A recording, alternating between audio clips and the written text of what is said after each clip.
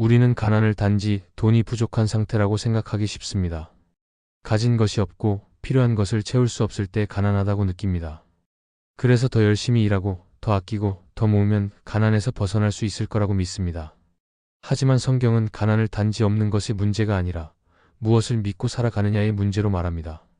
겉으로는 괜찮아 보이지만 마음이 눌려 있고 늘 부족하다는 생각에 쫓기고 하나님의 공급보다 내 능력만 믿고 살아간다면 그건 이미 가난입니다. 반대로 가진 것이 많지 않아도 평안하고 감사하며 하나님의 인도하심을 신뢰하며 살아간다면 그 사람은 결코 가난하지 않습니다. 하나님은 우리 가정 안에 있는 이 가난의 생각과 시선을 바꾸기 원하십니다. 그리고 성경은 그 해답을 분명하게 말씀해주고 있습니다. 오늘 함께 나눌 이 세 가지 말씀은 단지 돈의 문제가 아니라 삶 전체를 바꾸는 하나님의 약속입니다. 첫째, 가난은 마음에서 시작됩니다. 성경은 사고방식을 바꾸라고 말합니다. 많은 사람들은 가난을 통장에 돈이 없는 상태라고 생각합니다. 그래서 수입이 적거나 원하는 만큼 모으지 못할 때 스스로를 가난하다고 여기고 좌절합니다. 그러나 성경은 가난을 단순히 물질의 문제로만 보지 않습니다. 오히려 성경이 더 중요하게 다루는 것은 마음의 가난입니다. 마음이 눌려있고 항상 부족하다는 생각에 시달리며 하나님보다 돈을 더 믿게 되는 상태가 진짜 가난이라는 것입니다. 사람은 자신이 생각하는 대로 살아갑니다. 마음속에 늘 나는 부족해, 나는 안 돼, 하나님이 나를 도와주시지 않을 거야 라는 생각이 가득하면 실제 삶도 그 방향으로 흘러갑니다. 아무리 돈이 많아도 늘 불안하고 더 가져야만 안심이 되고 누군가와 비교하면서 끊임없이 조바심을 내는 삶은 진정한 풍요라고 말할 수 없습니다. 반대로 가진 것이 많지 않아도 하나님을 신뢰하며 오늘 하루를 감사함으로 살아가는 사람은 이미 복된 사람입니다. 예수님은 산상수훈에서 이렇게 말씀하셨습니다. 심령이 가난한 자는 복이 있나니 천국이 그들의 것이며. 이 말은 가난한 것이 복이라는 뜻이 아닙니다. 오히려 나는 하나님의 도움이 필요합니다 라고 인정할 줄 아는 마음, 다시 말해 하나님을 의지하는 마음이 복이라는 뜻입니다. 하나님은 마음에서부터 바뀌기를 원하십니다. 아무리 물질적으로 부여해도 하나님을 의지하지 않고 자기가 가진 것으로만 살아가려는 사람은 결국 메마른 인생을 살 수밖에 없습니다. 그래서 성경은 말합니다. 마음을 새롭게 하여 변화를 받으라. 이 변화가 시작될 때 진짜 가난이 무너지기 시작합니다. 가난을 없애고 싶다면 먼저 내 생각을 점검해 보아야 합니다. 나는 늘 부족하다는 전제 속에 살고 있는지 아니면 하나님이 필요를 채우실 것이라는 믿음 안에 살고 있는지를 돌아보아야 합니다.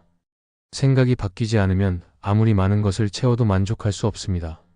왜냐하면 마음은 빈 채로 남아있기 때문입니다. 하나님은 우리가 스스로를 불쌍하게 여기며 움츠려 들기보다 하나님의 자녀답게 당당하게 살기를 원하십니다. 나는 하나님의 공급 안에 있다. 하나님이 내 인생의 주인이시다라고 믿는 사람은 상황이 어떻든 무너지지 않습니다.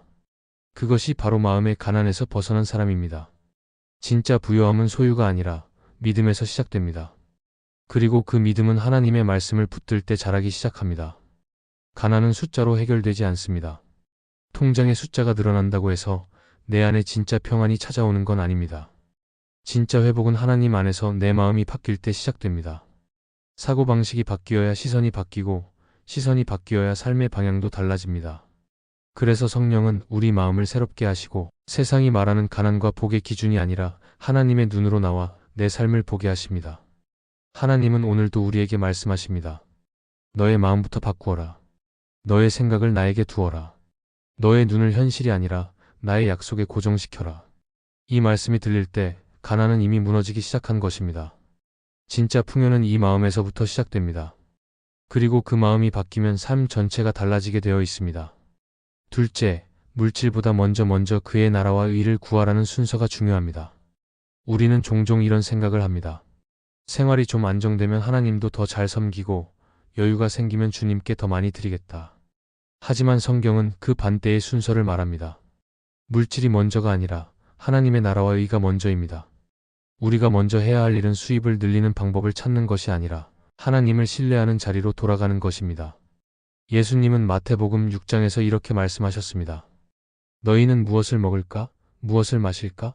무엇을 입을까 염려하지 말고 먼저 그의 나라와 의를 구하라고 하셨습니다. 이 말씀은 단순히 신앙적인 위로가 아닙니다. 실제로 하나님의 다스림을 먼저 구하는 삶의 태도가 우리 삶의 모든 영역을 이끌어가는 능력이 된다는 뜻입니다. 순서가 바뀌면 삶도 뒤엉깁니다. 겉으로는 열심히 사는데 마음은 점점 더 공허해지고 수입은 늘어도 만족은 줄어들고 아무리 채워도 부족하다고 느끼는 악순환에 빠지게 됩니다. 하나님의 나라는 하나님이 다스리시는 영역입니다. 하나님의 의는 하나님의 방식대로 살아가는 삶입니다. 그러니까 우리가 먼저 구해야 할 것은 내 필요가 아니라 하나님의 다스림이 내 삶 속에 이루어지도록 구하는 것입니다. 하나님, 제 인생을 주님 뜻대로 인도해 주세요. 이것이 먼저 되어야 하는 기도입니다.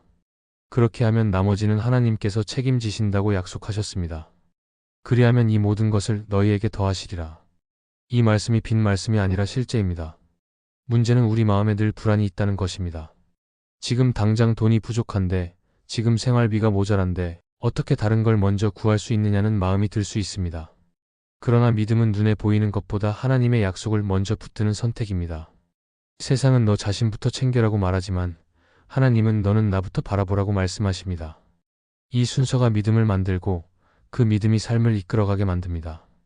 하나님은 우리를 가난에서 건지기 위해 먼저 그분을 바라보는 눈을 바꾸기를 원하십니다. 내가 얼마나 벌었느냐보다 내가 누구를 먼저 의지하느냐가 더 중요합니다.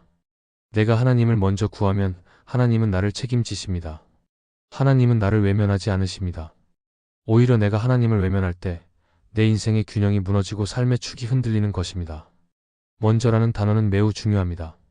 하나님은 가장 나중에 찾는 존재가 아니라 삶의 첫 자리에 계셔야 할 분입니다. 그 자리가 바로 믿음의 시작점이고 그 자리가 정해질 때 우리 삶도 제대로 정돈됩니다. 그분을 먼저 구할 때 그분은 나의 삶을 책임지십니다. 우리가 하나님을 앞세우면 하나님은 나의 필요를 뒤따라 채우십니다. 그러니 혹시 지금 생활이 어렵고 재정적인 압박이 크더라도 하나님의 말씀대로 다시 순서를 세워보길 바랍니다. 기도보다 계획을 먼저 세우지 말고 걱정보다 하나님의 약속을 먼저 떠올려 보십시오. 하나님이 우리에게 원하시는 삶의 질서는 언제나 먼저 하나님입니다. 이 순서가 회복될 때 가난은 우리 가정에서 힘을 잃기 시작할 것입니다. 셋째, 하나님의 공급은 계산이 아닌 은혜로 주어집니다. 우리는 대부분 모든 것을 숫자로 판단합니다. 얼마나 벌었는지, 얼마나 모았는지, 지금 가진 것이 얼마인지로 내 형편을 결정하고 미래를 예측합니다. 그래서 계산이 안 맞으면 불안해지고 숫자가 부족하면 마음도 무너지기 시작합니다. 하지만 하나님의 방식은 다릅니다. 하나님은 공급을 하실 때 사람의 계산으로 움직이지 않으십니다.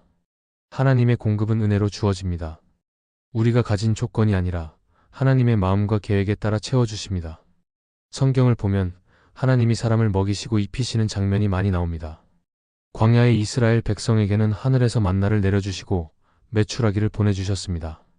그들에게는 재배할 밭도 장을 볼 시장도 없었지만 하나님은 하루도 빠짐없이 필요한 만큼 채워주셨습니다. 그들은 계획한 것도 없고 모아둔 것도 없었습니다. 그러나 하나님의 은혜가 공급을 이루셨습니다. 이것은 단순한 기적이 아니라 하나님의 공급이 어떤 방식으로 주어지는지를 보여주는 예입니다. 하나님의 공급은 계산 위에 세워지지 않습니다. 은혜는 받을 자격이 있어서 받는 것이 아니라 받을 자격이 없어도 주시는 것이기 때문입니다. 우리는 때때로 내가 지금 이렇게 힘드니까 하나님이 도와주셔야 한다고 생각하지만 하나님은 우리의 상황을 보시기보다 우리의 마음을 보십니다. 하나님을 의지하고 하나님의 약속을 믿고 나아가는 사람에게 하나님은 가장 정확한 때에 가장 필요한 방법으로 공급하십니다. 예수님께서 오병이어로 수천 명을 먹이셨던 사건을 생각해 보십시오. 그 자리에 있던 사람들은 아무 준비도 없었습니다. 어린아이가 내어놓은 작은 도시락이 전부였습니다. 그러나 그 작은 순종 위에 하나님의 은혜가 임하자 오히려 모두가 배불리 먹고도 12광주리가 남았습니다. 계산으로는 절대 가능하지 않은 일이었습니다. 그러나 하나님의 공급은 숫자가 아니라 은혜로 움직입니다. 우리는 이 사실을 자꾸 잊어버립니다. 지금 있는 돈, 지금 내가 가진 능력만으로 삶을 판단합니다.